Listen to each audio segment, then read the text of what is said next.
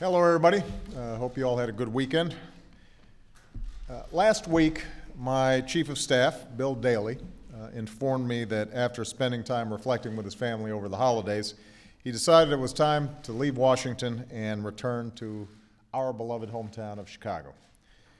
Obviously, this was not easy news to hear, and I didn't accept Bill's decision right away. In fact, I asked him to take a couple of days to make sure that he was sure about this, but in the end, the pull of the hometown we both love, a city that's been synonymous with the Daley family for generations, was too great. Bill told me that he wanted to spend more time with his family, especially his grandchildren, and he felt it was the right decision. One of the things that made it easier was the extraordinary work that he has done for me during what has been an extraordinary year. Bill has been an outstanding Chief of Staff during one of the busiest and most consequential years of my administration. We were thinking back just a year ago this weekend, before he was even named for the job, Bill was in the Situation Room getting updates on the shooting in Tucson. On his very first day, Bill took part in a meeting where we discussed Osama bin Laden's compound in Abbottabad. This was all before he even had time to unpack his office. Over the last year, he's been intimately involved in every decision surrounding the end of the war in Iraq and our support of the people of Libya as they fought for their freedom. He was instrumental in developing the American Jobs Act and making sure taxes didn't go up on middle-class families. He helped us reach an agreement to reduce the deficit by over $2 trillion, and he played a central role in passing historic trade agreements with South Korea, Colombia, and Panama.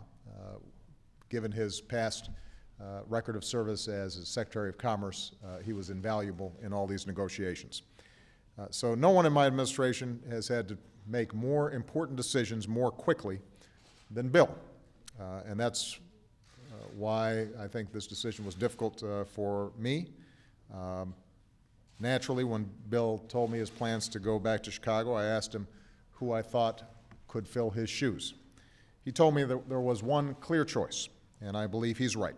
So today I'm pleased to announce that Jack Lew has agreed to serve as my next Chief of Staff.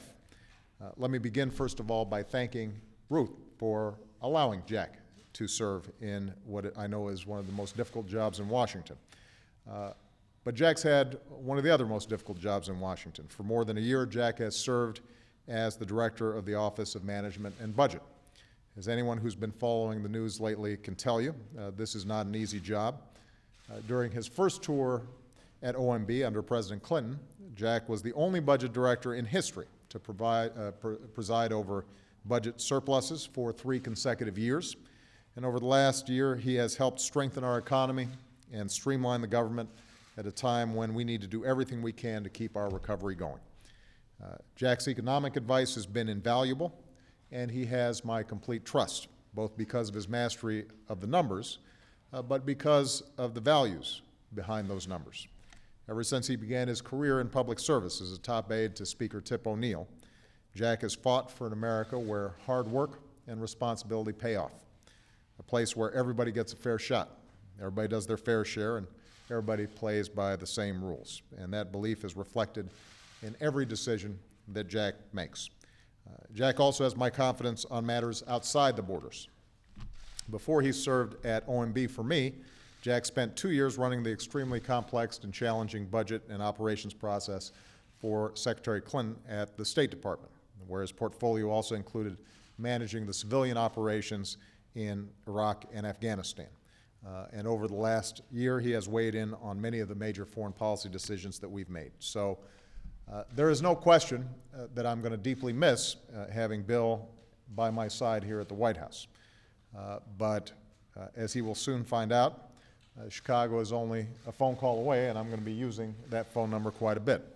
I plan to continue to seek Bill's advice and counsel on a whole range of issues in the months and years to come. And here in Washington, I have every confidence that Jack will make sure that we don't miss a beat and continue to do everything we can to strengthen our economy and the middle class and keep the American people safe. So I want to thank once again Bill for his extraordinary service, but also his extraordinary friendship and loyalty to me. It's meant a lot. And I want to congratulate Jack on his new role. I know he is going to do an outstanding job. So, thank you. Thank you very much, sir. Thank you. Thank you. Appreciate it. Thank you. Good luck.